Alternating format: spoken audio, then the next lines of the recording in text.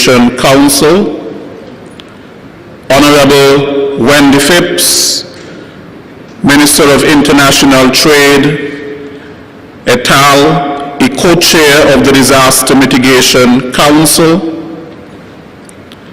Permanent Secretary in the Ministry of Tourism, Mrs. Carleen Henry Morton,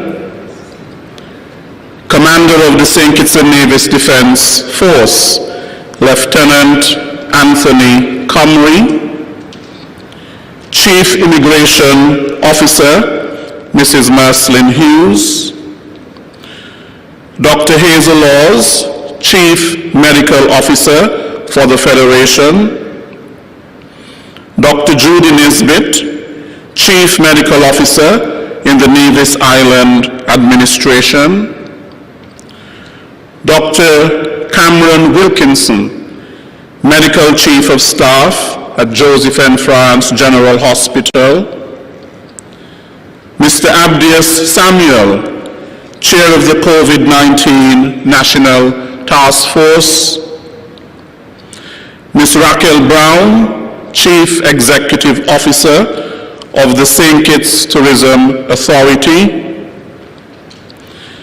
Ms. Nadine Yard, Chief Executive Officer of the Nevis Tourism Authority, members of the COVID-19 National Task Force, government officials, members of the media, ladies and gentlemen, welcome to this border reopening press briefing for the 28th of October 2020.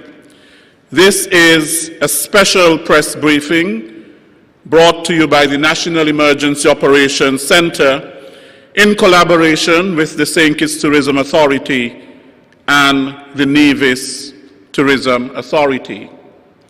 We thank you very much for joining us today for this press briefing as the Federation of St. Kitts and Nevis prepares to reopen its airport on the 31st of this month, October.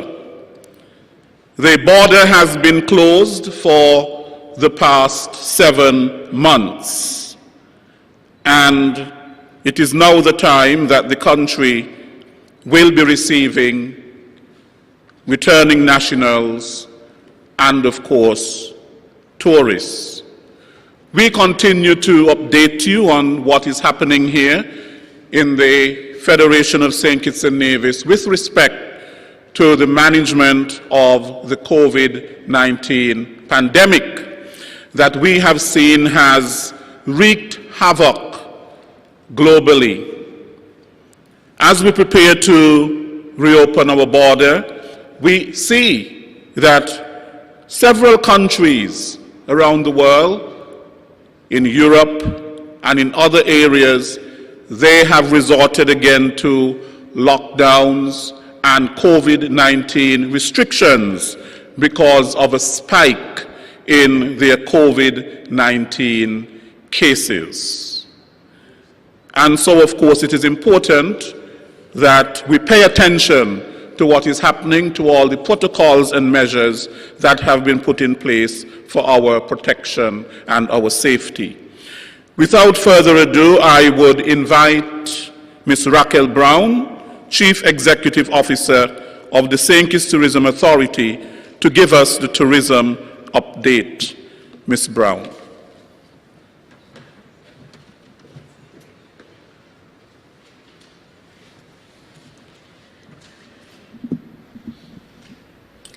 Good afternoon, everyone.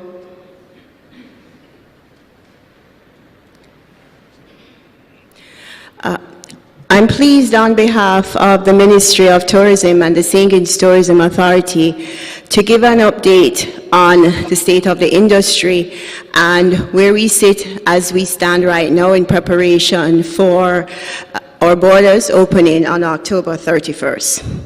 So we just quickly want to give you an overview of our brand and the opportunities that we see out there in the marketplace as it speaks to the destination. We see the destination as one that is open and it's uncrowded, and that is very essential right now for persons to feel safe in an environment like that if they're planning a vacation. Also, we see that our hotels, even though we have brand hotels, they have a boutique feel, and that is extremely critical to what is happening in terms of where they have to stay, and they don't have to worry about overcrowding. Also, we know that both islands, we have a lot of activities, both from the rainforest to our marine life. And so that's a great opportunity. Persons can actually go to the beach and they can do a rainforest hike. But most importantly, St Kitts and Nevis, along with the Caribbean region, we're seen as a destination that has exceptionally managed COVID-19, and that helps us in selling the destination. We've received quite a few accolades over the past 6 months. We've been recognized by BBC, Sky News, Forbes magazine, Travel and Leisure, and even the CDC in ranking the destination as low level. This seal is used for international travelers to identify these are the particular accommodations, attractions, or if you want to just say services that have been approved. So this actually says to travel agents, it says to the travel trade, it says to the consumer who may be looking on it themselves, our website, or Nevis Tourism Authority's website, that these are the entities that have been approved, they've met the criteria for COVID-19. For those persons who have gone through the training, their certificates look like this.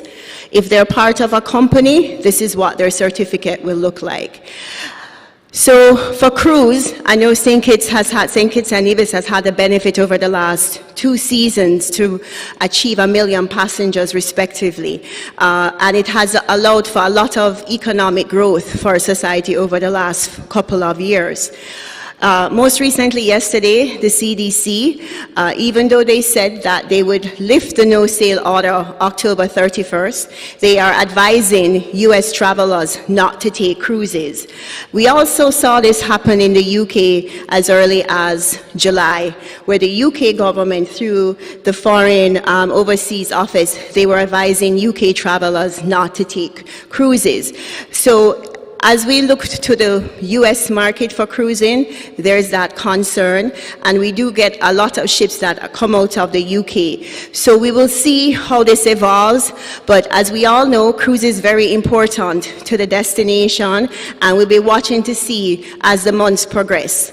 I'd like to say, though, Minister Grant is a part of a stakeholder group that Prime Minister Mia Mottley chairs the committee, and Minister Grant is on the committee that actually speaks to the Caribbean, CARICOM nations and OECS, looking at protocols for that when cruise does start, all destinations meet the minimum standards. So we'll see what happens with cruise, but at this point in time, our energy and our focus is on stayover. So on Saturday, our borders open. There'll be no quarantine for CARICOM bubble travelers. International travelers are required to travel to vacation in place, and returning nationals and residents are required to quarantine. Dr. Laws will go through in more detail what will happen as it speaks to all of the travel requirements and the protocols. But it's very important at this time to understand that we're still waiting to hear from LIAT as it speaks to their start date, because there was an announcement by the Prime Minister, Gaston Brown of Antigua, that they will be restarting service. We have not got an official start date yet and what their route will be. What we do know is that there will be 4 planes. However, we are looking at other carriers, such as Inter-Caribbean and Caribbean Airlines, to see what options will be available for St. Kitts and Nevis. So most persons are very much aware of what the accommodations are, and Dr. Laws will go through it in detail. But it's very important that for those of you who are in the travel trade industry and you're watching at this point in time, both the St. Kitts and Nevis websites respectively have this information available, and it's very important that we don't confuse international travelers, which are our high-risk travelers, with CARICOM bubble and returning nationals. We have to be very clear where everyone is saying so that there's no miscommunication. Pre-COVID, we had about 1,800 rooms in our room stock, and so as we begin phase 1, we will have 620 rooms, and this is allowing us to rebuild the tourism industry. And it's very important that with the all-society approach, everyone understands that for us to continue to open and to provide other opportunities for other accommodations to participate, we have to be successful in phase 1. We can't say, okay, when I get to phase 2 and my business is open, then I'll pay attention. No. At this point in time, for tourism to be successful for St. Kitts and Nevis, everyone has to play their part. It's not left up just to the tourism sector. We're all on the front line, and it's very, very important. Our schedule right now, we have our first flights on November 7th, both American Airlines and BA. All of this is fluid. These are flights that are loaded in the schedule for both airlines. We've seen how things change. So yes, I know there could be questions about is there a flight in December. Please note, we don't have the confirmed schedules for December at this time. This is for November, and right now this is the schedule that we're working with. It's very important that all of us who are in the tourism sector understand what the seating capacity is going to be, as it speaks to starting out and the phased approach for our tour operators and taxi operators that will be operating 1 to 7 days for international travelers from the airport to their particular accommodation, or 8 to 14 days if they're going to be participating in the approved excursions and attractions. These are guidelines to allow for safety, to ensure that there's physical distancing, to ensure that when persons have on their masks, because they're traveling with high-risk travelers, that we're taking all the precautions based on the size of the vehicles. We had a meeting yesterday with the taxi and tour operator fraternity, and we discussed this also with them. So Dr. Laws will speak to more of this, and I spoke to it a while ago. Tours and excursions, they will be classified 8 to 14 days for international travelers, and after the 14 days, they're free to integrate once they've tested negative. So it's very key right now. We're in a rebuilding phase of tourism. It's very important that we understand that where we sit right now in terms of our room stock and airlift and what COVID-19, how it has affected our economies, we're in a rebuilding phase. We're looking back to probably around 2008, when American Eagle used to fly to St. Kitts and Nevis, and when we just started the 3 days a week service. This is important for us to understand, to manage what I like to say expectations, to understand that we have a lot of service providers, regardless of the sector, that depend on the tourism industry. However, as we reopen, it's a phased approach, and it is finite as we start. It is not going to open as we ended with everything open, so we have to take precautions. And the health and safety protocols are not to restrict anyone in the tourism industry or to give somebody an opportunity over another. It's to ensure that St. Kitts and Nevis remains safe and that we do not have community spread. We're not saying that we will not get cases. What we're saying is that we must not have community spread. There are destinations right now that there is a flag as it relates to community spread, and we are seeing the impact that is happening in the travel trade in terms of questions being asked in relation to those destinations. Creativity. We're not going back to pre-COVID. We're dealing with COVID era. So our operations, the services and amenities that we offer, we have to think about how we're going to deliver our service so that we can earn our income. It's not going to be how it was previously. And it's an investment. It's not a one-off investment that you're making today and in 3 months it's going to be gone. All of the specialists and everyone has been saying that COVID is going to be with us for a while, even with the vaccine.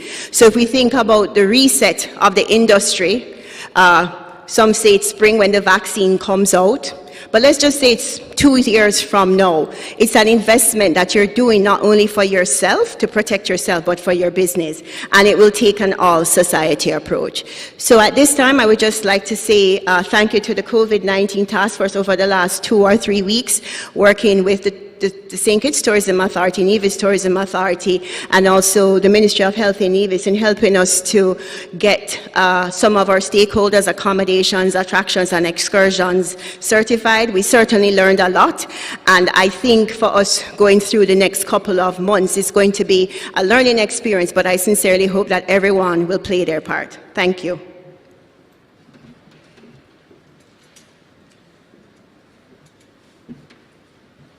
Thank you very much, Ms. Brown.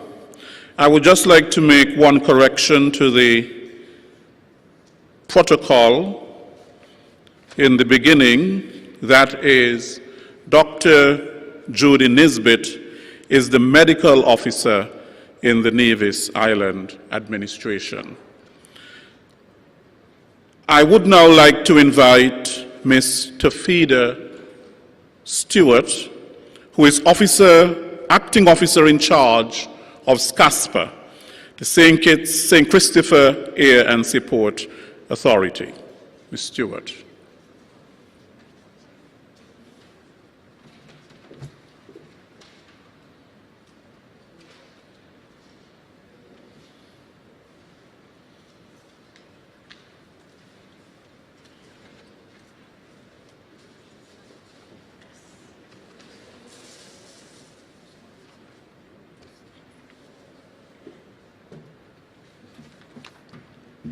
Good afternoon.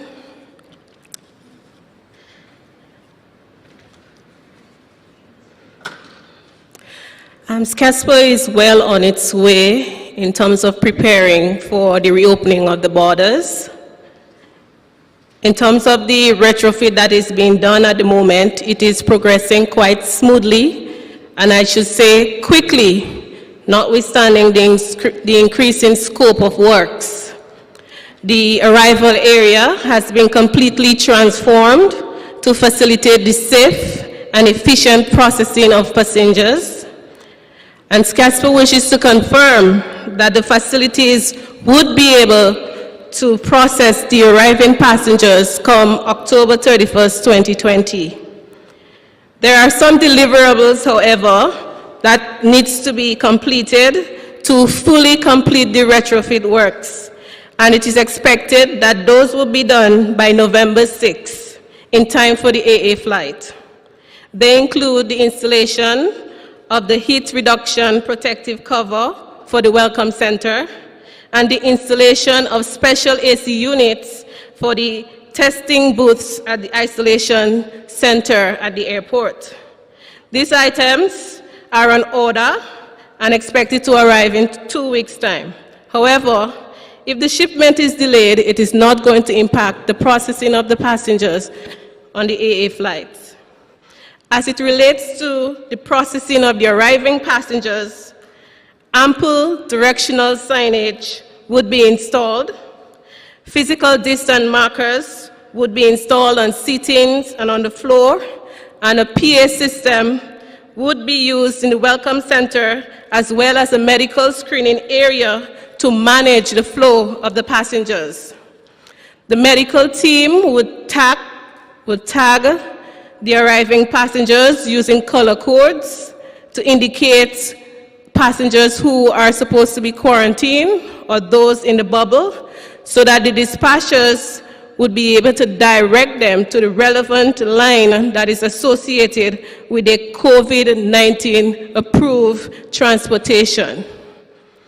Additionally, additional hand sanitizing stations will be installed throughout the airport, and our staff would be fully equipped with the necessary PPEs. Access to the airport, as you already advised, would be restricted to persons with the need to conduct business at the airport. Traveling passengers with valid documents, airport staff, cargo customers, brokers, and persons doing delivery or carrying out maintenance work would be allowed access. Mask is expected to be worn at all times, and you would not be allowed access if you're not wearing a mask. Only drop-off of passengers allowed. No parking for vehicles dropping off passengers. Parking of private vehicles allowed to collect arriving passengers within the bubble, and you're allowed to do that 30 minutes before the flight arrives. The passenger departing process remains relatively the same. The only difference, of course, is that we're going to have the physical distancing taking place. In addition, we're looking at having temperature screening being done on entrance to the airport. That is being examined at the moment, and it is expected that that would happen. So all in all, Casper is more or less ready for airport reopening come October 31st. Thank you.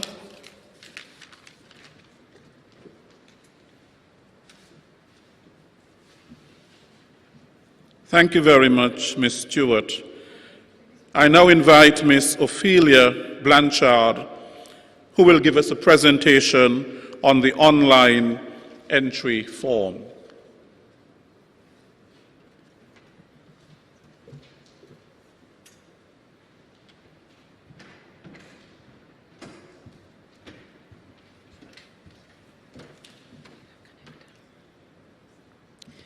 Good evening, ladies and gentlemen, and persons listening out there in TV land, radio land, and social media.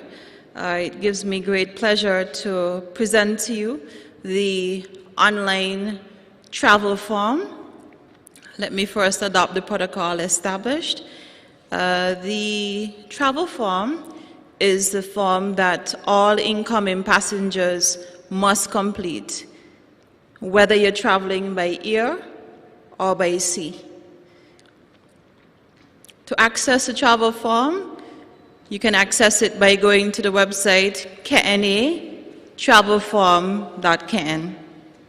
One of the first things you'd have to determine is where you're traveling from. Are you traveling within the bubble? Have you been in one of those Caribbean bubble countries over the past 21 days?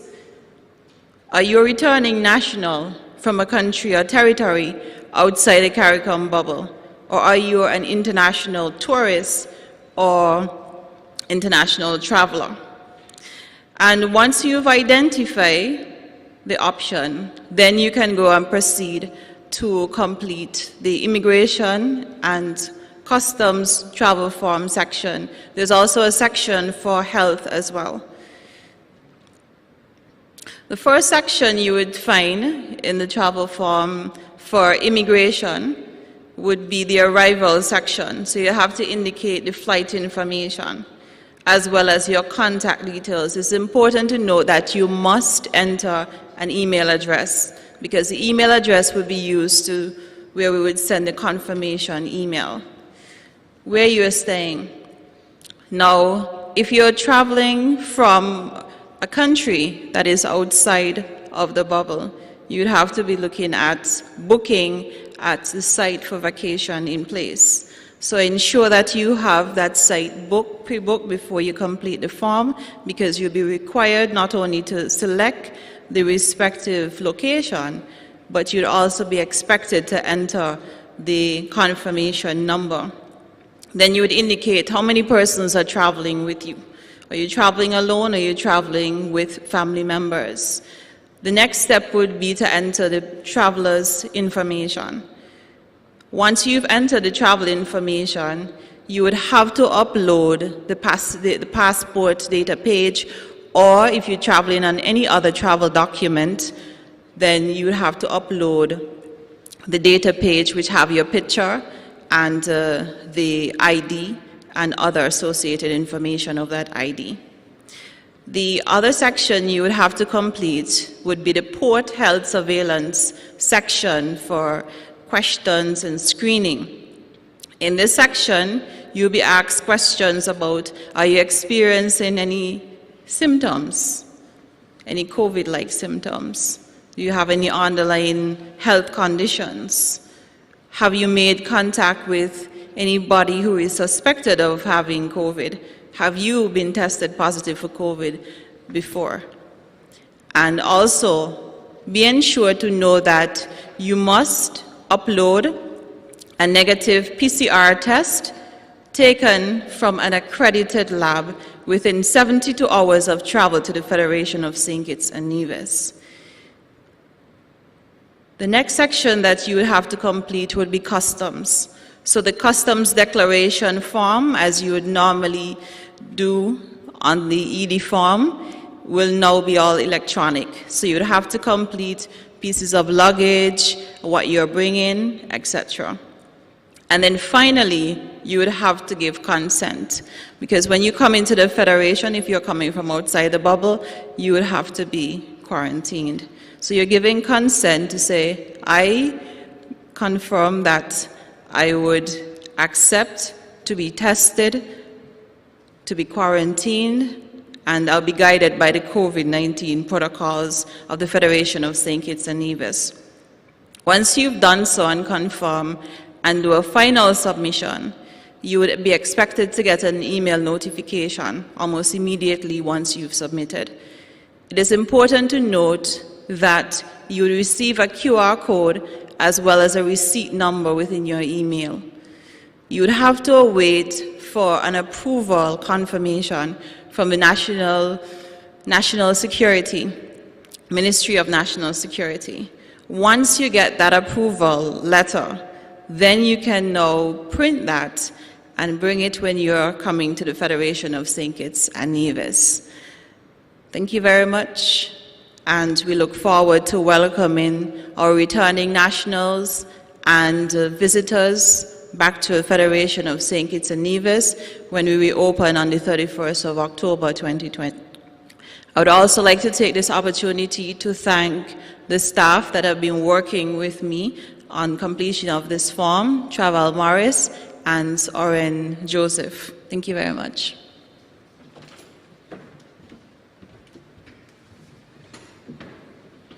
Thank you for your presentation, Ms. Blanchard. I now invite Superintendent Cromwell Henry of the Royal St. Christopher and Nevis Police Force to give us his presentation on the regulations.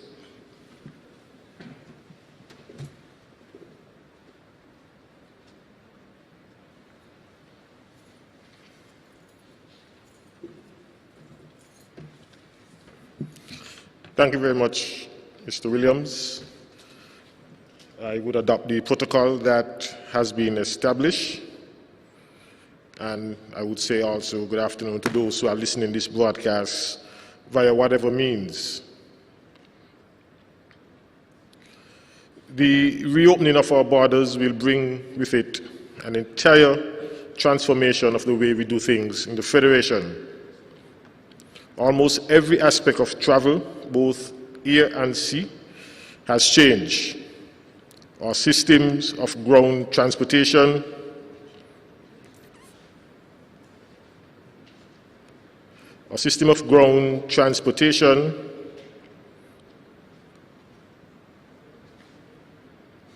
has also been revamped, all in an effort to mitigate the risks of exposure to the virus.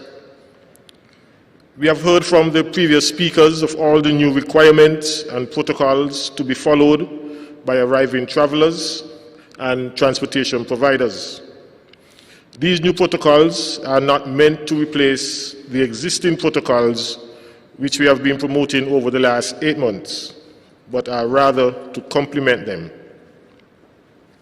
The COVID-19 Emergency Powers Regulation sets the legal framework for these protocols. and this includes consequences for failure to comply. These regulations will eventually be replaced by the new COVID-19 Control and Mitigation Bill, which has had its first reading in Parliament and should have its second and final reading very shortly. Our visitors and returning nationals will be expected to adhere to all the regulations, particularly those of wearing of masks, good hand hygiene, and good sanitization habits, and social and physical distancing. We particularly ask our nationals to understand the need to have some physical separation between persons coming from high-risk countries and our residents for the minimum period of 14 days, which is the time that the virus generally takes to manifest itself in PCR tests. This is so even for your relatives or loved ones. I will touch on some very controversial topics or subheadings now in my presentation. There were much entertainment. I'll begin with entertainment. There were much rumors being spread last week about the police cancelling social activities or social events. This was far from the truth. All events that received approval were allowed to be hosted.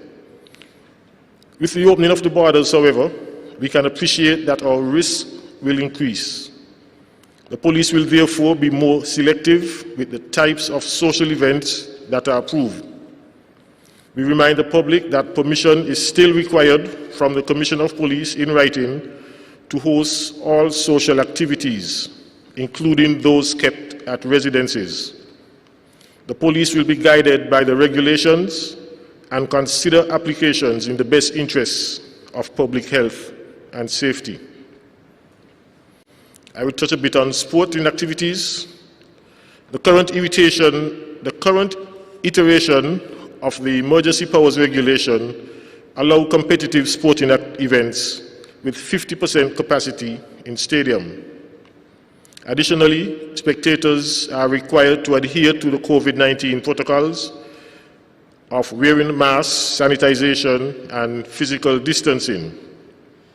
We have used the period leading up to the reopening of our borders as a trial period of sorts to test our spectators' compliance with these protocols.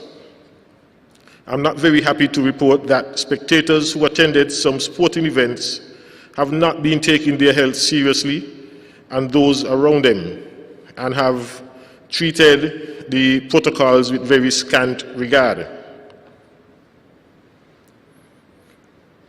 The new COVID-19 bill will therefore be addressing the question of whether or not to continue to allow spectators in stadium during competitive sporting events. Regional international travel.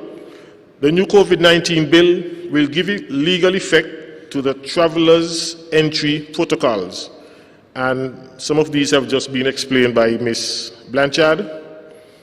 Arriving travelers will first have to complete the relevant entry and other consent forms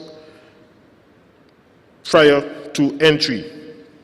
The protocols would include consent to be monitored electronically by a bracelet and mobile app, and giving health updates on a daily basis for the duration of your quarantine period. Persons entering the Federation will first have to obtain permission from the Ministry of National Security. This permission, however, will only be given after the relevant vetting by the other agencies involved, that is, Customs, Immigration, and Port Health, have been satisfactorily completed. The COVID-19 bill, or the proposed COVID-19 bill, is very extensive and has many other provisions that time will not permit me to exhaust at this time. But as time goes by, during our weekly briefings, I will address other aspects of this very important bill and would inform our public accordingly. As we look forward to the opening of our borders, we wish everyone a very safe opening and continue to comply with the regulations that were meant to keep us all safe. Thank you.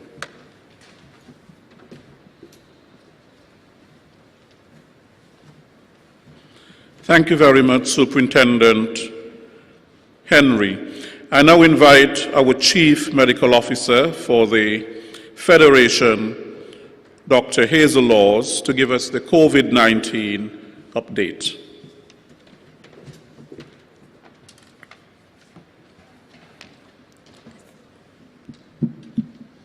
Thank you, Mr. Williams. I'll adopt the protocol so ably established in extending a very warm welcome and good afternoon to everyone.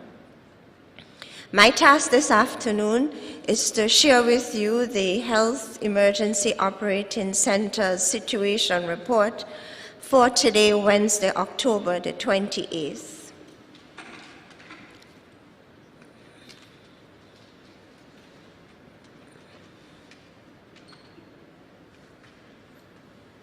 St Kitts and Nevis to date has reported 19 confirmed cases of COVID-19, and they have all recovered.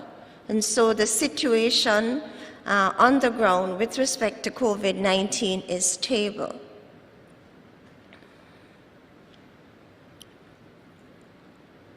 Last week, however, between October 19 to 25th, saw the largest number of COVID-19 cases reported globally. So even though the situation on the ground is stable, internationally that is not the case. Last week, over 2 million new cases were reported. The countries reporting the highest number of cases included the United States of America, France, Brazil, and the United Kingdom.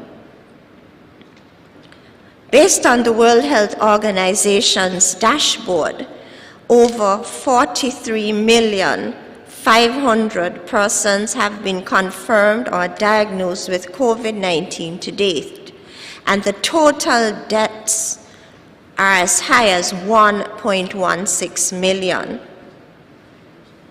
In the United States alone, they have confirmed 8.7 million confirmed cases, and over 226,000 persons have died so far.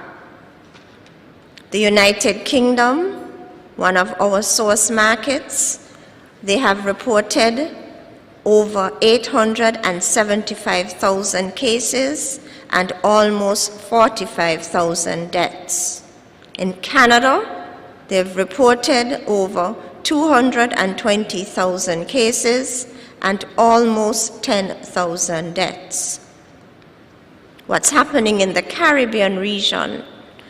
In 33 countries collectively have reported over 266,000 confirmed cases, over 158,000 recovered, and over 4,421 deaths.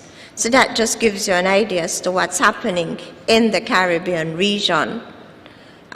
In terms of island territories, Jamaica seems to be out at the front with over 8,000 cases so far, Bahamas over 5,000, Trinidad and Tobago is following close behind, Guyana is over 3,000 cases, Belize almost 3,000, Turks and Caicos almost 700, Barbados a little over 220, and the count goes on. In St Kitts and Nevis, we continue testing our returning nationals. To date, we have tested 3,138 persons with a reasonable turnaround time in terms of the reporting on these tests. And so, on an average, persons receive their test results within 24 hours of being sampled. At present, we have well, at present, we have 38 persons in quarantine. So that's a little different from what you're seeing on the slide, because the last contingent of students from the Ross University School of Veterinary Medicine would have just, or they are being released out of quarantine as we speak, or as I'm speaking. And so these students, which would have been the fourth batch of students, they returned to the Federation on the 14th of October. They had their samples taken early this morning, and their lab reports just came in, all negative. And so they are being officially released from quarantine as we speak. To date, and that is between April the 24th to present, a total of 523 nationals would have returned to our federation. And so I would have mentioned about the Ross students being released from quarantine, and I think that's the final batch of students for this calendar year. Okay, so what's happening with respect to the Caribbean bubble? About 3-4 weeks ago, we would have shared our intent in terms of participating in the CARICOM bubble. And so there are 8 territories included in this bubble, and these territories are Anguilla, Antigua, Barbuda, Barbados, Dominica, St. Lucia, St. Vincent and the Grenadines, Grenada, Montserrat. And so we've been monitoring what's happening in these islands very closely. And you would see that Antigua, within the last 14 days, have reported 13 newly confirmed cases, bringing its total to about 124. Barbados would have reported 25 new cases within the past 14 days, and St. Lucia is reporting an increasing number of cases. I think their head count within the last 14 days is 34, bringing their total yesterday to 73. Yes? And news coming out of St. Lucia this morning tells us that the Owen King European Union Hospital in St. Lucia is experiencing some challenges. 3 employees tested positive, and their outpatient services have been suspended for the next 2 weeks. Only emergency services will be performed. The Ministry of Health here in St. Kitts and Nevis and the Health Emergency Operating Centers Committee is and continues to monitor the situation in these territories, and we are really looking out for the evidence of community transmission of COVID-19. In essence, we are in the process of evaluating the risk of participating in the CARICOM bubble. Just by way of information, Trinidad and Tobago's health authority indicates that 10% of its repatriated citizens have tested positive for the virus. So this just gives you an idea as to the trend in the Caribbean. Other Caribbean countries continue to report clusters of COVID-19 cases, and other Caribbean territories are presently experiencing community transmission. Okay, so my task this afternoon is also to give you a brief overview again of the health and travel protocols, because we are receiving a number of questions and we want everyone to be informed. And so all inbound travelers to the Federation will eventually fall into 2 categories. One, those persons returning or coming in from a Caribbean bubble territory, and the second category involves persons coming in from outside of the Caribbean bubble territory. And I mean persons who would be coming in from the USA, United Kingdom, and further afield. And even persons coming in from Jamaica and Dominican Republic, they all fall into that other category, which carries a significant risk of exposure to the virus.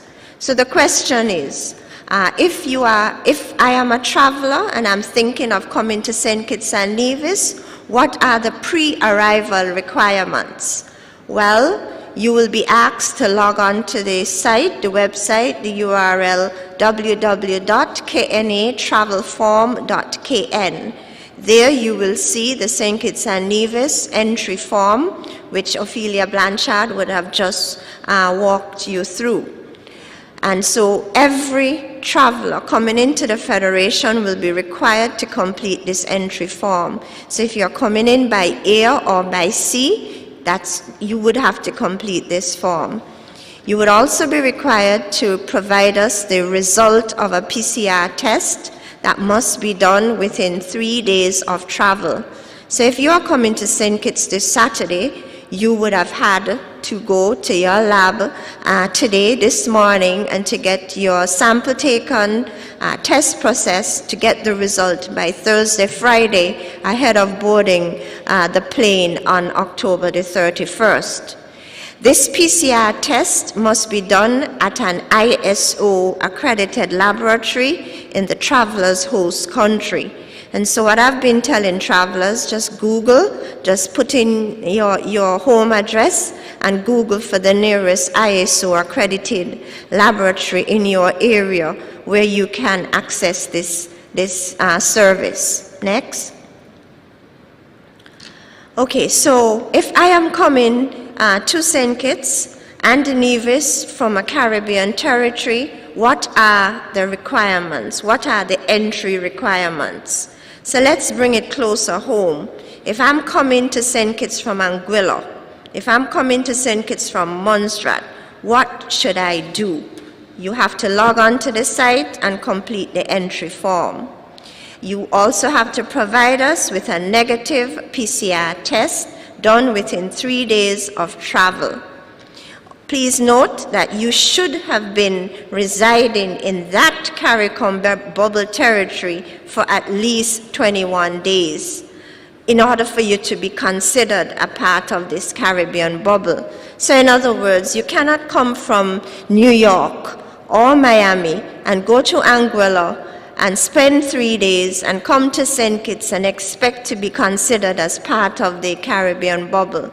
You really should have been residing in Anguilla or Montserrat for at least 21 days.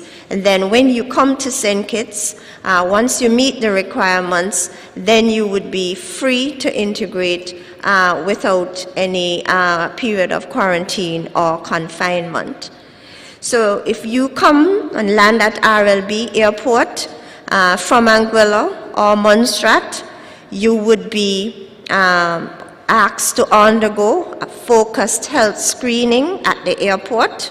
So the Port Health Surveillance Officer will be asking you a series of questions just to make sure that you are not exhibiting any of the COVID-like symptoms.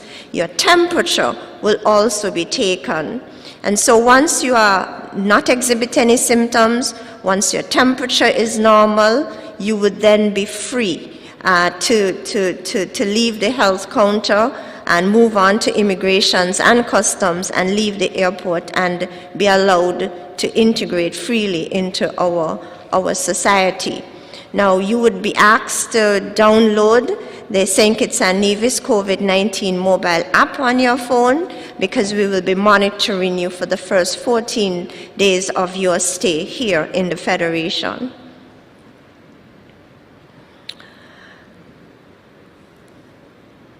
If you are coming in from, again, Anguilla, Montserrat, you may ask, where can you stay? Once you are allowed free entrance, where can you stay? Well, you can stay at a private residence, your relative, family, friend, or you are free to stay at a COVID-19 certified non-franchise or non-branded hotel, as indicated on the slide. Please note that all arriving passengers from within the Caribbean bubble who have been in transit in a country outside of the bubble will be included in the second category, which I will go on to explain. So, for example, if you are leaving Anguilla and you happen to route yourself through St. Martin en route to St. Kitts, you're going to have a little challenge right there, because if you're in transit in St. Martin, which is a high-risk territory, you will not be considered as part of the Caribbean bubble. Okay, so the next category. If I'm a returning national, what are the entry requirements? So if I'm from St. Kitts and Nevis and I'm coming home from the United Kingdom, from New York, from Miami, from Atlanta, what are the entry requirements? What do I have to do? Again, you would have to log on to the site and complete the entry form. You would have to submit a negative PCR test result done within 3 days of boarding the flight to the Federation. Nationals returning from within the CARICOM bubble. So if you are a national and you are returning from one of the bubble territories, again, Anguilla or Montserrat, and you intend to stay in St. Kitts, you can stay at a private residence or a non-branded hotel, which we've explained before.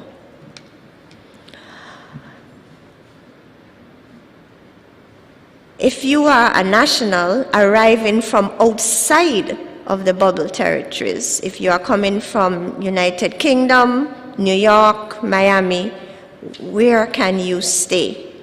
Upon returning to the Federation, you can stay at Oali Beach Resort Hotel in Nevis, Potworks and Paradise Beach in Nevis. You can also stay at the Ocean Terrace Inn here in St. Kitts, the Royal St. Kitts Hotel in St. Kitts, or you can stay at any of the 4 franchise hotels. So all returning nationals to the Federation, these are your options: Oali Beach, Potworks, Paradise Beach, Ocean Terrace Inn, Royal St. Kitts Hotel, and any of the 4 franchise hotels. So these are the options open to returning nationals to the Federation. But guess what? If you're returning nationals, you still have other options. Next. Returning nationals can also opt for pre-approved quarantine. So if you want to be quarantined in the luxury of your home or private villa, you have that opportunity. So you can log on to the website www.covid19.gov.kn and submit your application. Your home, private villa, will then be visited, evaluated, and once it meets the requirements as outlined, then it can be approved. But you will have to also consent and pay for the security facility. So there's a security fee for which you will be responsible. Please note that at this time, we are not allowing home quarantine without private security. Please note that at this time, we are not allowing home quarantine without private security.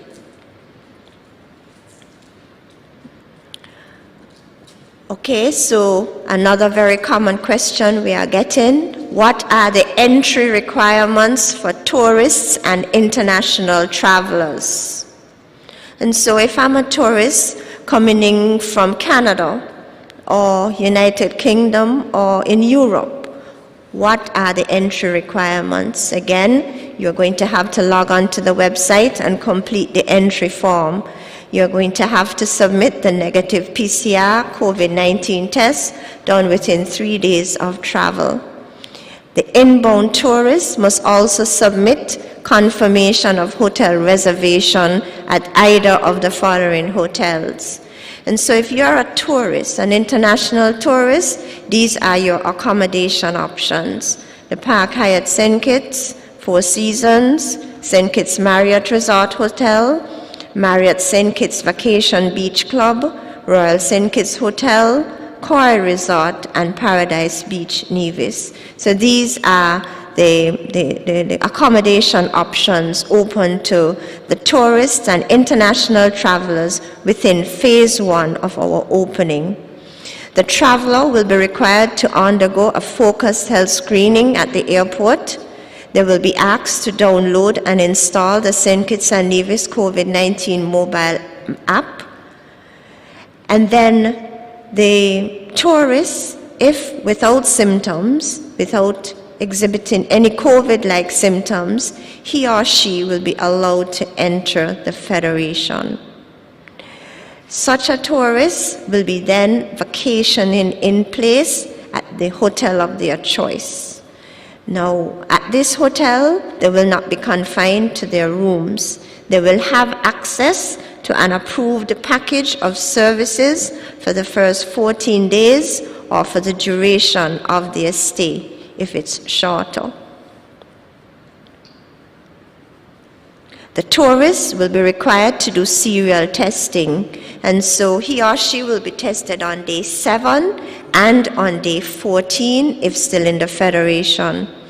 So if once the tourist who is tested on day 7 receives a negative PCR test, he or she can be allowed only through the hotel's concierge desk and by appointment only access COVID-19 approved tourist attraction sites on the islands of St. Kitts or Nevis. They will access these sites in a secure bubble. So in other words, they would leave the hotel, go to that attraction site, and go back to the hotel in that secure bubble. All inbound travelers or tourists must receive a PCR test on day 14 of stay. Once the result is negative, the traveler or tourist will be allowed to integrate into the society. Another common question, if perchance the tourist or international traveler is exhibiting any COVID-like symptoms at the airport, what happens? So if upon arrival at RLB, the tourist exhibits any COVID-like symptoms and have a fever, that tourist will be channeled to the testing booth.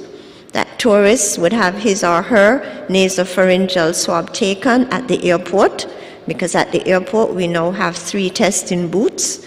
The sample will be sent to the next generation lab where it will be processed. The tourist, after leaving the testing booth, will be taken to the isolation room in the isolation center on the ramp at the airport, where they will be medically evaluated and triaged. And then a decision will be made as to where the tourist will go. They would either go or they will be transported to the COVID-19 ward, or if the tourist is just mildly impacted by this disease process, the tourist may be taken to the accommodation, because each of the accommodation sites would have identified a block of rooms for quarantine and for isolation of their guests. Okay, so this just provides you a quick update as to the status of plans for the reopening of our borders. So the Ministry of Tourism, St. Kitts Tourism Authority, the Nevis Tourism Authority, and members of the National COVID-19 Task Force would have conducted a series of stakeholder meetings and site visits to these hotel properties to evaluate the protocols and the packages of services they intend to offer to the high-risk tourists. And the goal of this exercise is to ensure that the services that they are going to offer will be done with minimum risk of transmission of the virus within these hotel properties. Ladies and gentlemen, our borders will be opened on Saturday, and based on what I would have said before, the condition or the COVID-19 outbreak is worsening in our source markets. I like to keep it real, okay? And so the virus and the outbreak is worsening in the United Kingdom, it's worsening in Canada, and it's worsening in the United States of America. And we are opening our borders on Saturday. The flights are coming in, and I think it goes without saying that the risk of reintroduction of the virus to the Federation is very high. And there's a picture of a plane. However, I heard I should have also placed a picture of a boat or a vessel, because it may not come by the plane, but it may come by the sea vessel. And so, what are we going to do to protect our Federation from the virus? We are doing all that we can to reopen safely. We must reopen, okay? We must reopen. And so we have put what we think is in place to do so safely. And so we all have a responsibility individually and collectively to protect ourselves from the virus and to prevent the spread of the virus. Johns Hopkins University research team tells us they conducted a research involving a number of COVID-19 positive persons in the United States. And so they would have asked them a series of questions about their lifestyle over the preceding month. And what they found was that wearing the face mask, social distancing, and limiting travel reduce COVID-19 virus transmission. And this is very important to note, because we tell you these things week after week, but this just provides, the science is backing it up. All right? They went on to say that using public transportation, visiting a place of worship and events, and otherwise traveling from home, these are all activities associated with a significant higher likelihood of testing positive for COVID-19. In other words, spending more time in public places was strongly associated with having a history of COVID-19. Ladies and gentlemen, what can you and I do to reduce the spread of this virus once our borders would have been open come Saturday? All right, so we need to continue wearing our face mask. Some of us may have gotten lax and forgotten the mask at home and taken a chance to go to a function without the mask. We need to be serious about wearing our mask at all times, especially when in public spaces.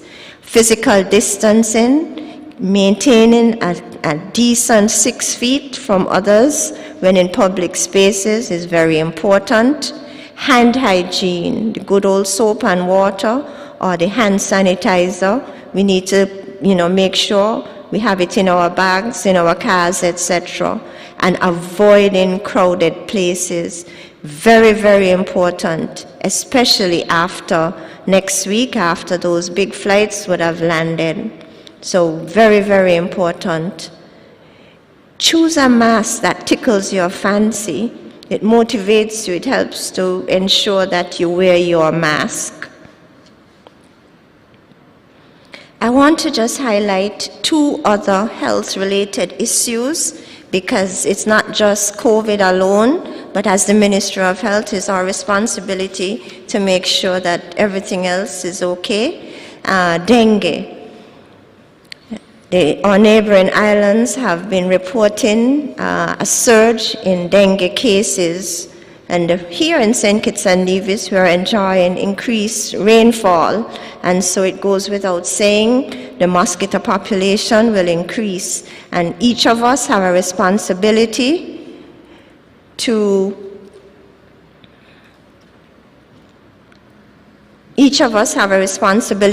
walk around our homes on a daily basis or a weekly basis and get rid of stagnant water. Very, very important. Make sure that our screens are intact to keep the mosquitoes out. Stay in air-conditioned or well-screened housing. Use a mosquito repellent if you're going to be outside early in the morning and late in the evening, early evening hours, and wear appropriate clothing to protect yourselves from mosquitoes. And there is one other health issue that I want to bring to your attention at this time. The Ministry of the Health Information Unit within the Ministry of Health would like to share this information. 15 fish poisoning cases have been reported by the JNF General Hospital and Mary Charles Hospital during the last 5 weeks. And it's significant, and that's why we're bringing it to the public's attention. Bird Rock reported 3 cases, followed by Tabernacle and Phillips Village. 80% of the total cases presented with vomiting, 60% of the cases presented with diarrhea, and 27% of the cases presented with lethargy. The last 4 cases were reported by Mary Charles Hospital with similar symptoms. The last 2 cases came in on October 26th and 2 cases on October 27th. And so again, fish poisoning. And so be careful when consuming fish at this time. Thank you.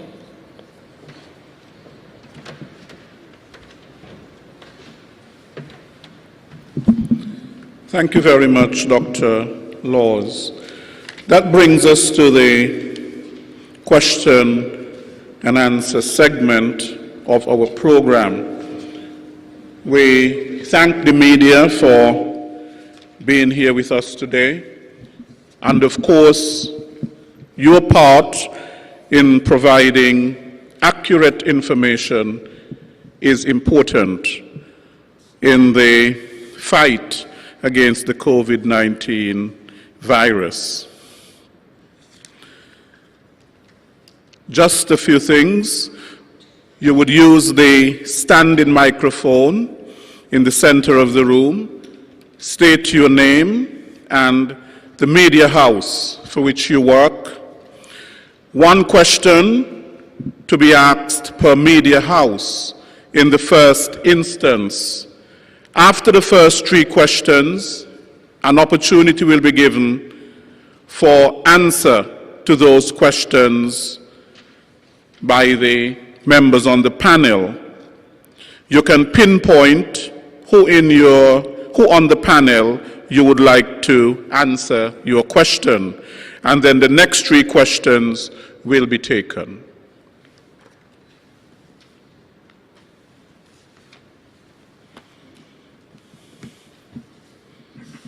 Lashawn Dixon, St Kitts and Nevis Observer. My question, there are many in the public who believe that when the borders are open, a second lockdown may be imminent. My question is, what would it take for a second lockdown to be called for those who are fearful of such?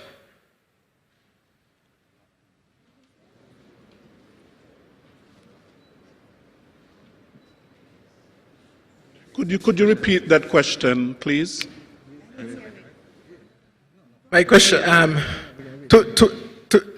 okay. Many people are fearful of a second lockdown, and the question is, what would it take, basically, for a lockdown to be initiated again, with the borders being open? Thank you for your question.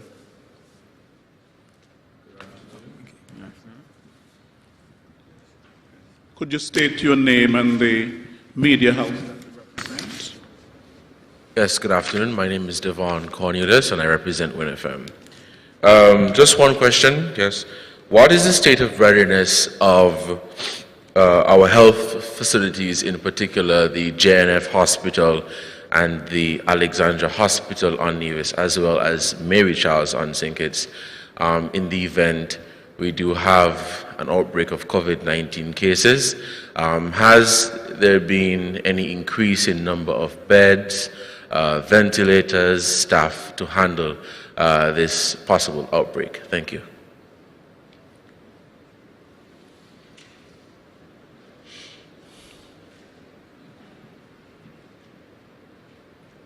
Precious Mills, the Labour spokesman newspaper. Was there an opportunity to have a dry run at the airport, and how was it, if it did happen? Okay, thank you very much. We'll now have the panel to answer those 3 questions. Okay, in the early days of this pandemic, we saw countries around the world locking down to contain the virus. And during the last 7 months, we have learned a lot about how to deal with this virus, how to live with the virus. And we were locked down that is, our borders were closed for the last 7 months. And in the early stages, we had a lockdown where there was restricted travel internally.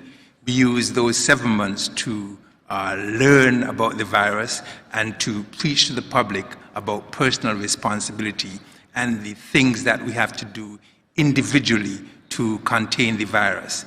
And when we open on the 31st of October, we would have hoped that the general public would have been listening to us and they would abide by the rules that we spoke about in terms of containing this virus, because this virus is always looking for someone to hitch a ride to move from one person to the other. It is not our intention to have another lockdown, because once persons do what we have preached about social distancing, wearing the mask, hand sanitizing, etc., we should be able to function normally. The World Health Organization has advised nations that we have passed the stage of lockdown and we need to learn to live with the virus and try to generate economic activity as we move forward. That saying, if, for example, we got to a stage where we have significant community spread and our healthcare system becomes overwhelmed, then that would be a trigger for us to look towards locking down to contain the virus. But I'm hoping that with what we have learned over the last 7 months, that we would not be going to that stage. And so we should be looking forward to the opening with a great sense of pride that we have contained the virus over the last 7 months, and we should all be looking to do our own personal responsibility in terms of containing the virus, and hopefully we should not have any lockdown. I want to add that each of us have a responsibility to play to prevent a second lockdown. And so that's why I said that all of us have to do our part in adhering to the measures that we recommend. So it's not just for us, health system, to prevent a lockdown. Every single person in St Kitts and Nevis has a responsibility in terms of preventing a second lockdown. The second question was about the Josephine France Hospital and the Alexander Hospital and the readiness. I would address the Josephine France Hospital, and I think my colleague Dr. Nisbet will speak about the Alexander Hospital. We have been preparing for this day for 7 months now. And at the Josephine France General Hospital, most of you all will be aware that we have a ward that is designated for COVID-19 patients. We have about 15 to 18 beds there. That ward has not been in utilization since we have not really had any cases.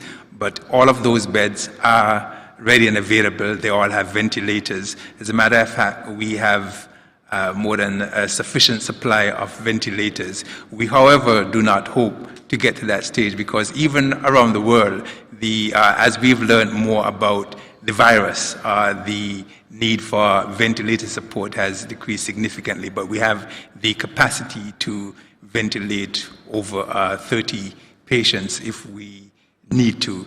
The staff have been trained in dealing with COVID-19 patients. If you were to visit the Josephine France Hospital, you would see that the emergency room was separated into 2 sections, and we have an area that is designated for persons who have respiratory illnesses. And so when the borders open, if we have increased number of persons with respiratory illnesses, they would be directed to that section where there would not be any mixing with the regular patients. And even in our 11 clinics around the Federation, we had designated days where persons with respiratory illnesses would have been seen. You would have been aware that we had augmented our staff with over 30 nurses and 4 critical care specialists from Cuba. They are still here with us, and they will be here for us for a while until we have gotten over the hump where we are certain that there would be no second wave of this pandemic. And just lastly, I want to say that when the borders are open, it's not going to be business as usual. We're expecting persons to have trade-off, to make compromises, to make sacrifices. And so we're not expecting things to be business as usual. We need to adapt to the new norm and try and contain this virus. Dr. Nisbet, I'll have you speak about Alexandra, and then I'll talk about the health system overall in terms of state of readiness.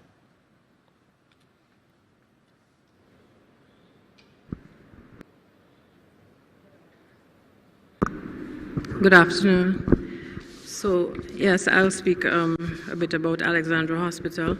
And like Dr. Wilkerson has said, we have been preparing for quite a while. We have been preparing our healthcare workers, training them in different areas such as infection prevention and control, contact tracing, clinical care of cases. We have developed, and I'm sure the CMO will speak more about that we have developed the guidelines for clinical care of cases, moderate and severe cases, should we get any in the Federation. We have had our share of additional staff also from Cuba that has been working closely with our staff at the institution, and they are ready to work if we get an increase in cases. Additionally, we have identified in our hospital in Alexandra 16 beds that will be used in the event that we need to. And off-site, we have identified 8 additional beds. This is in a facility that was previously used as a senior citizen's home. So it was easy to convert it into an off-site location. We have a checkpoint, and that is immediately inside of the main gate of the hospital on the left side, so that if persons have any respiratory symptoms, that's the first area that they would go to, of course, calling ahead first. We have procured some equipment. We have a total of 11 ventilators right now. We have, of course, procured some oxygen concentrators, some nebulizers, and increased our stock of personal protective equipment for healthcare workers. So all in all, we have been preparing and should be prepared for the opening of the borders. Thank you. Okay, in terms of level of preparedness from a health system perspective, our internal medicine specialists and anesthetists helped us to develop the St Kitts and Nevis clinical guidelines for the clinical management of moderate and severe COVID-19. And all health professionals, physicians, nurses in the Federation, have been sensitized regarding these clinical guidelines. And as Dr. Nisbet stated, there has been training sessions, St Kitts and Nevis, for the cadre of contact tracers. Because in order to fight this disease, once a case or two have been identified, what's important is contact tracing. And so our contact tracers have gone through extensive training since our last wave of cases. We've procured a number of personal protective equipment and medication in anticipation of a surge in cases. There's been in-service training in terms of infection prevention and control. And so that provides you an overview as to all that we've been doing in anticipation for this phase of our opening.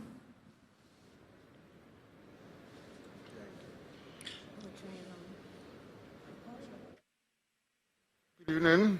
Glenbert, SKN Newsline. Okay. The third question. Sorry, with reference to the dry run, there was a dry run scheduled already. However, due to some circumstances, we were unable to execute it. But there is a dry run schedule before we receive the international flight from the United States and the UK.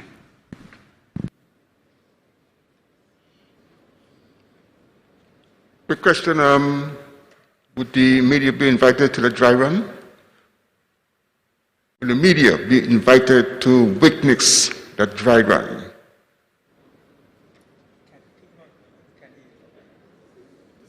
The media be invited to witness the dry run at the airport.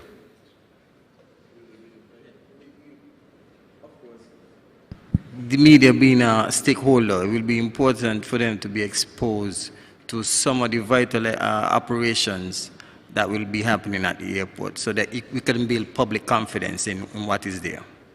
Thank you. My question relates to a request to get some more information with regards to the meeting that you had with the taxi operators. You can also include in that response the arrangements that have been made to transfer passengers from the airport to the designated hotels. If there are certain transportations that have been assigned for this duty, where does it leave other persons who are in the taxi operation field? Is this a case of discrimination, or is this a case of phases? And I would like you to basically expand on what is going to be happening in these two areas, tour operation and taxi services.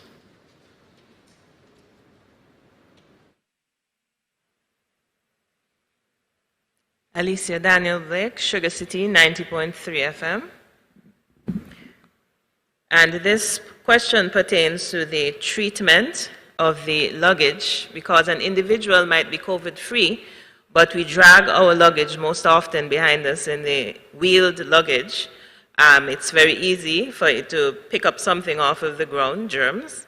And so how will the luggage be treated? And it was interesting to note that Dr. Wilkinson noted that we bring these things into, I forgot the term you used, but in terms of bringing our things with us.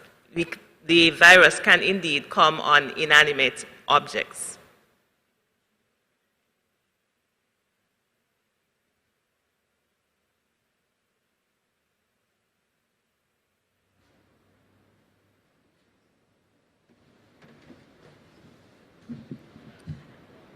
As it relates to the handling of the luggage would be fogged. In other words, it will be disinfected.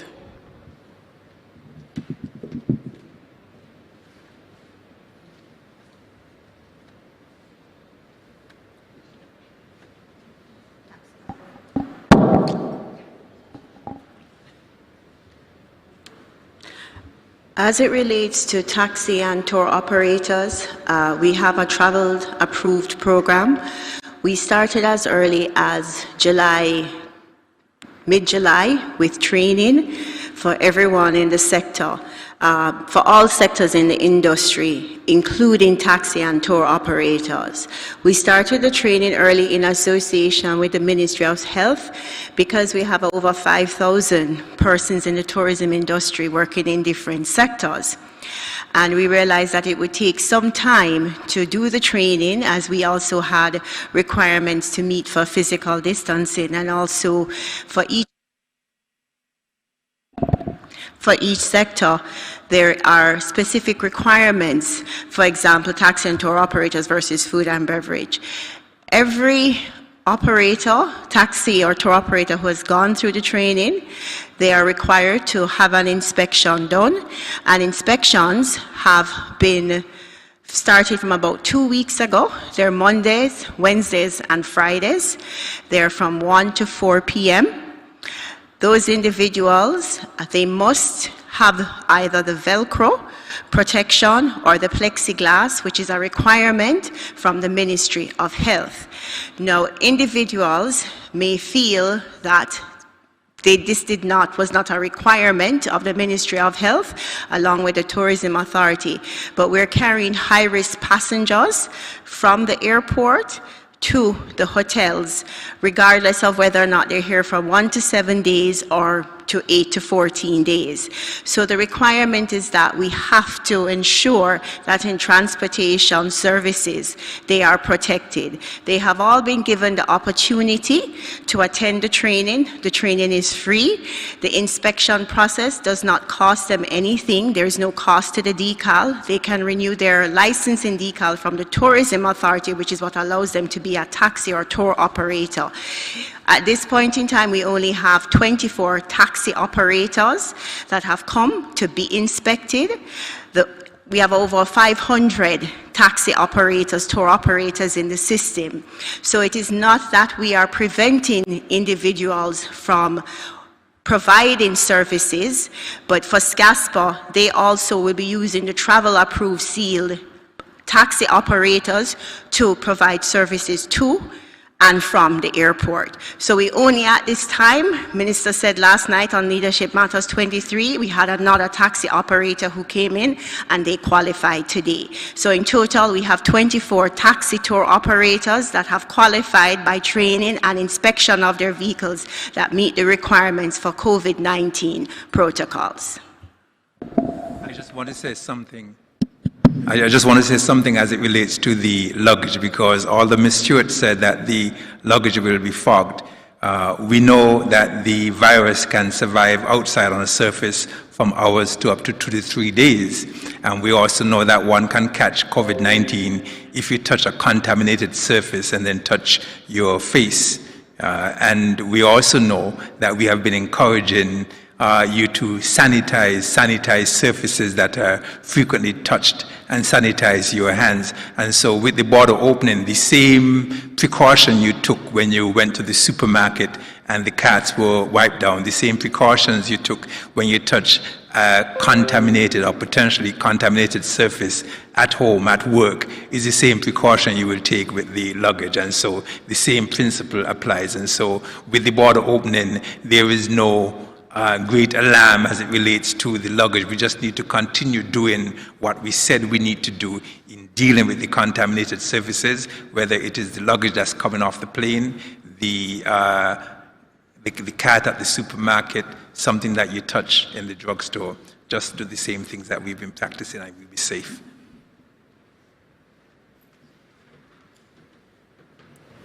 Are there any more questions?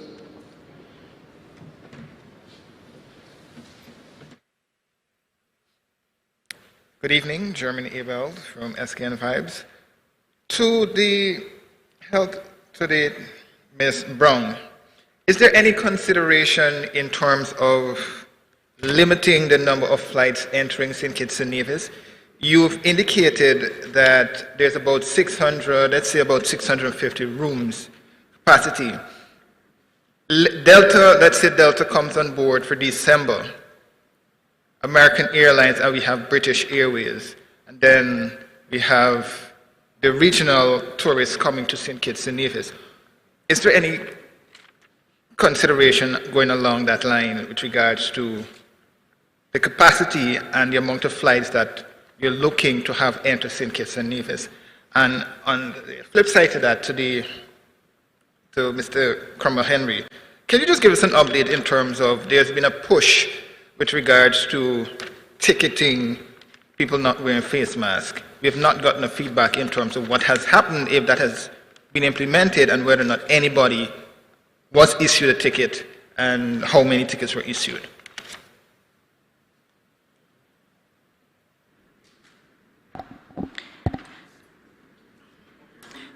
Responses to those questions? Sure, I'll answer Airlift and then I'll ask Superintendent Cromwell to answer as it relates to face masks. Yes, we have taken consideration in relation to the number of rooms that are open. If you've noticed, for November, we will normally have a daily flight. That would be at least 7 days a week, and we would have had an overnight flight 5 times per week. We've actually reduced our service to, it's 2 Saturdays to start with, the 7th and the 14th of November, and then thereafter that, it's Wednesday, Saturday, and Sundays for November. American Airlines, the carrier, has not advised yet what our service will be. We have advised them what we would like based on our room capacity, and we would like that to continue through for the season, because we understand that we're rebuilding our tourism industry and the flights in terms of numbers and frequency. As it speaks to the winter season, that usually starts around the 15th of December, the flights that will be coming in from other carriers such as Delta or Air Canada, which will hopefully start on a Saturday early in December, what we're looking at is just Saturday service. So in terms of the room stock that we currently have, the room stock supports the airlift, and the airlift will be supporting the room stock, because we're going with 7 days, 6 nights in terms of the capacity for the room stock that we currently have. So at this point in time, we are reviewing room stock in relation to capacity.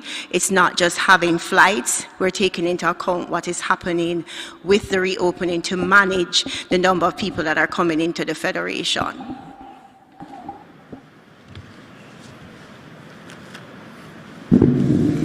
With respect to the issuing of tickets for failure to wear a mask, no, we have not issued any ticket at this point. We have used the time to continue to educate and sensitize. We know the wearing of masks is a new phenomenon for most people. A couple of months ago, it was an offense to wear a mask. Now in COVID, it is an offense not to wear a mask. And so people would have to have time to adjust to that, and we have been more than reasonable. We've discussed just recently reviewing or adjusting the fines on the tickets. Tickets have not been printed yet, but that is being in process. And hopefully, once the new COVID bill is enacted into law, that process will be completed and the tickets would be ready and would be issued. We hope that we will not have to be issuing any tickets. That's the last thing we want to do. We prefer persons to comply with the law and wear the mask to protect themselves rather than to be forced to do it. So we are using the time now to educate, to sensitize, to get people to be accustomed to wearing the mask, so that by the time we are ready to issue, we will be comfortable in doing it. But we hope that we don't have to do it.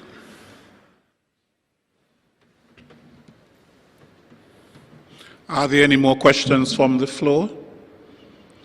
No more questions. Well, I do have one question that was WhatsApped. There is? Go ahead. I'd just like either Dr. Laws or Dr. Wilkinson to speak to the issue of what are we doing now that is perhaps different or adjusted compared to a country like St. Lucia, where we have seen the spike in the COVID-19 cases. Now, I do understand that it's likely that we will get also an increase in numbers. But can we say that based on the protocols that we have put in place, the procedures that we have put in place, by what you have indicated, that we have learned from our experiences and from observation over the past 7 months, that we are in a better position to protect our country compared to perhaps some of the other islands in the Caribbean? Okay, I'll start and Dr. Laws will continue. We have said before that this is the first time, maybe in history, that the singular action of an individual can have far-reaching consequences for the rest of all of us. And so I'm glad that you asked, what are we doing? But the question is, what are you doing? And I'm speaking to everyone who is out there listening to us in Radio Land and looking at us on the television, because it's going to take the individual and collective responsibility of all of us to make sure that we are successful in containing the virus. Someone just sent me a WhatsApp when Cromwell was speaking about wearing masks, and indicated that it's not just wearing the mask, but wearing the mask properly. There are some persons who have the mask, but they have the mask under their chin, in their pockets, etc. And so one can do as much as we can as a nation and have policies and procedures in place, but we still cannot stop the virus from coming in. And what we do individually can determine whether or not we have community spread. And so we are hoping that the 7 months that we had here was a dry run for everyone to practice the social distancing, to practice the hand sanitizing, the cough etiquette, etc., so that when we open on the 31st, even if the virus comes in, we would not see what is happening in St. Lucia or around the world, because you can have the strictest of protocols, but if persons don't do what they need to do individually, we can have a resurgence. Okay, so I'm very happy about your question. So what's happening in St. Lucia? So we are monitoring the situation on the ground in St. Lucia, and we are told that the surge in cases in St. Lucia may be partly due to illegal immigrants coming into St. Lucia from the French territories. And so that speaks to monitoring our borders. So you're asking, what are we doing differently, or what should we do differently? And what we've been doing is looking at these countries who have opened ahead of us, looked at their experiences, and we are learning from them. And so if illegal immigrants entering St. Lucia is causing what we are observing, what should we do here in St. Kitts and Nevis to prevent that from happening? Again, it comes down to all of us helping the Coast Guard to monitor our borders. I think we are very comfortable with what we have in place with respect to the inbound passengers coming in by air. But in terms of passengers coming in via sea, we have a number of ports, official ports and unofficial. And so we need every citizen, resident, St. Kitts Nevis, to be looking out at our ports. And if you see any questionable activity or boat coming up from a neighboring island, not just turn a blind eye. You need to call the authorities and investigate. And we don't want any residents to be part and parcel of illegal immigrants coming in from hotspots, because then we will become and we would have the same experience as St. Lucia is. And so we want the population to recognize that illegal immigrants should not be encouraged, because then you would have positive cases walking around, and then before you know it, you're in community transmission. And so it's very, very important that we learn from these lessons. So I thank you for your question.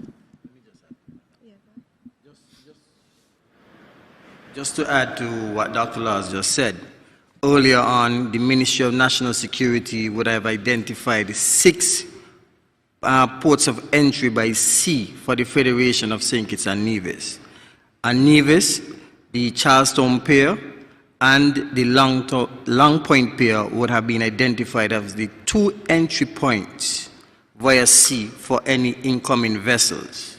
And St. Kitts, the Christophe Harbour, the Boardwalk Deep Water Port, the Port Zante, and the New Guinea Pier, there by the St. Kitts Marine Works. Those were the 4 that were identified. And again, just to reiterate what Dr. Laws said, we need vigilance and surveillance from the general public to avoid what happened in St. Lucia. It was just the irresponsible action of one individual dealing with illegal immigrants that actually led to this outbreak that they are facing. The outbreak that they are facing is not related to tourists.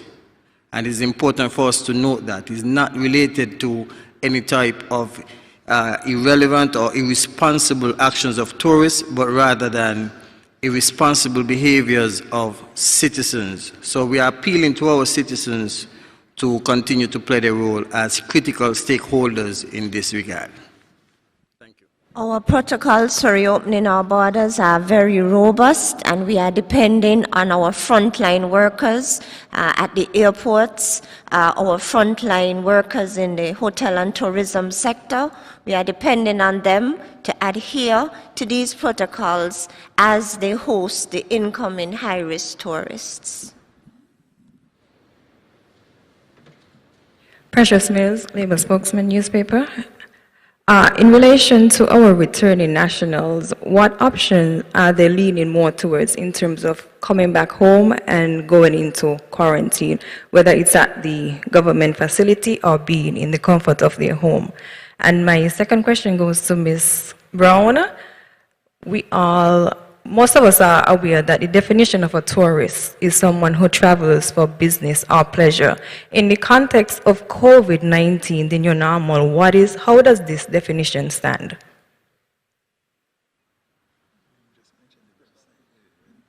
Okay. In terms of nationals returning home, Dr. Cathy, can you bring up the relevant slide where you could just highlight that information? So you're asking the accommodation options? Which one? You choose. The national chooses where they want to go. Okay, so if you're a national and you are overseas and you want to return home, you have a number of options. If you want to stay in your own home, you have to go onto the website. You have to apply for it to be pre-approved. And you have to also consent to the security facility. So you cannot be quarantined at home without the security facility.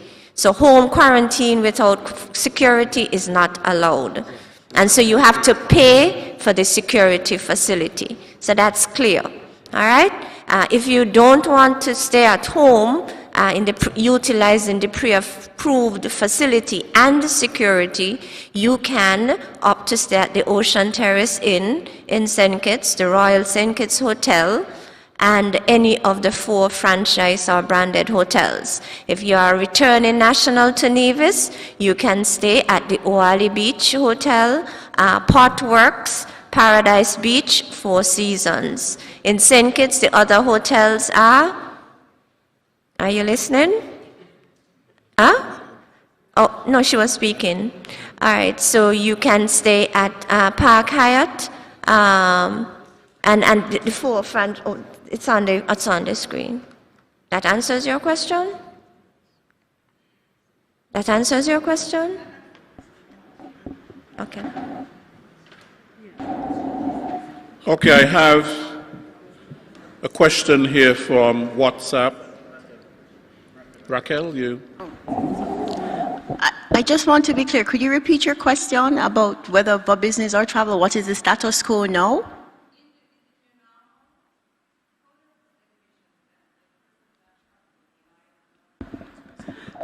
Okay, so how we're positioning St Kitts and Nevis as a destination for travel? She said people travel either for business or for pleasure. How will that alter those categories? For business travel, it will be dependent on what is open for them to come to the business for St. Kitts and Nevis. They will have to meet the requirements. So at this point in time, they would have to vacation in place for 14 days before they can go out and do anything. That's the minimum requirement.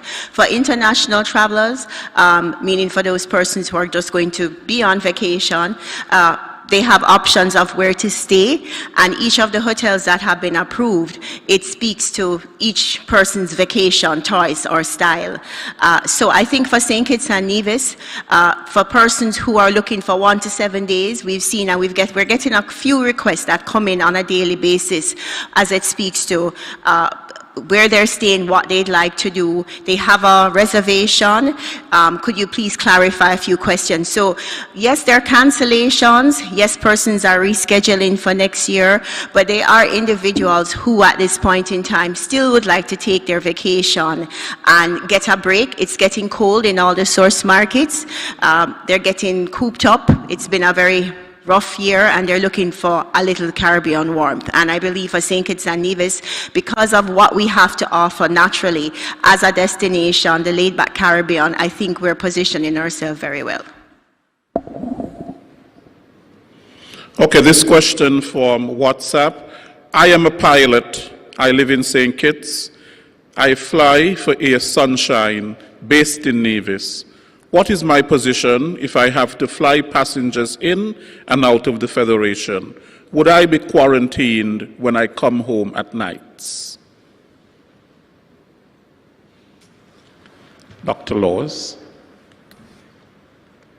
Very good question, Mr. Williams. All right, and so IATA and ICAO would have sent us some documents in terms of how we regard crew members. Basically, they have outlined that crew members should be fast-tracked in terms of the inbound passenger process at the airport, and they should be transported from the airport to the hotel or accommodation of stay. So in this case, crew members will be, quarantined overnight, and then they leave the next morning. So basically, we will be following the IATA and ICAO recommendations in dealing with crew members. And the last question, can one share face masks? Dr. Laws. I'm not sure I understand you, Mr. Williams. When you say share face mask. Face mask. Mr. Williams, I'm still not sure what you're asking, because really and truly, a face mask should not be shared. All right, so the surgical mask is a one-time use mask, after which it is appropriately discarded in the bin, and the cloth mask that I am wearing, there's no way I'm supposed to share this with anyone. And so persons should have stacks of masks in their handbags and their cars, etc. So you use your own supply of masks rather than sharing a face mask. Okay. I just want to make a comment on that, though, because it might seem as if it's a foolish question, but it is not. And the reason why I say that is there's some persons who see a face mask now as a passport to get into a business place. And so I have seen persons, they come to a business place, they don't have a face mask, and they will borrow a mask from someone and go in, do their business, and give it back to the person. And you have to understand that that's a very high-risk action that you're taking there, and you are not supposed to share face masks. And so the question is a valid one, but the general public needs to know that the mask is not just to get you in and out of a business. It is to protect you from spreading the virus. It is to protect someone from getting the virus from you. And you need to make sure that you make an investment in the mask, because making a simple investment in the mask is making an investment in your life and your family's life. And so please don't share the mask. And so that begs another recommendation then, Mr. Williams. If that is the case, I am recommending that businesses and organizations like banks and such, like utility entities, they may need to have a box of masks available to individuals who would have forgotten their mask, and they can hand it to them rather than to discourage persons begging a friend to lend them a mask, which is a high-risk occurrence. And so I'm using this forum to recommend that businesses, banks, utility companies, etc., we are asking you, pleading, imploring that you invest in, a stash of masks that you can make available to individuals who would have inadvertently forgotten their mask at home, in order to discourage the borrowing and lending of same, which is a high risk occurrence and can lead to transmission of the virus. As a matter of fact, one of the things that I want to say, which I've said privately and I say publicly here, I believe businesses, for example, can get into using the mask and use it as a way of advertising also. For example, you can have a company that have their logo on the mask and they can distribute the mask, so when persons are wearing the mask, they advertise at the same time. And so you can be making the mask available the same way toilet paper is available in every restroom. You can have masks available at your entrance, and when persons leave, they will be advertising your business. And so in that way, you can be playing your part in protecting us from spreading the virus and still getting your business out there. So I hope you're listening to me. Thank you.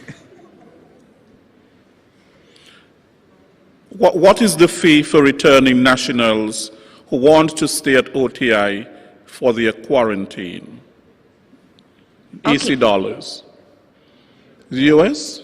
US. Okay, US. so if you're opting to be quarantined at the Ocean Terrace Inn, the fee is US $500 for the duration of your stay. And it is highly subsidized, and then there is the 100 US dollar charge for the exit PCR test fee. Okay. And just a note of clarification. Well, there is Potworks in Nevis. Dr. Nisbet, what's the charge there?